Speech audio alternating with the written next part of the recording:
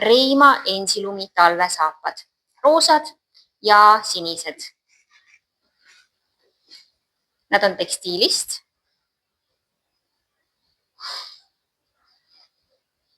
Tald on sellise sügavama mustriga, siin talla all on ka sellised libisemisvastased karedad kohad mustri sees ja tald on tal selline painduv, pealt saab teda kummidega pingutada ja voodriks on tal fliis ja siin sügavamal on fliis natukene sellisem karvasem.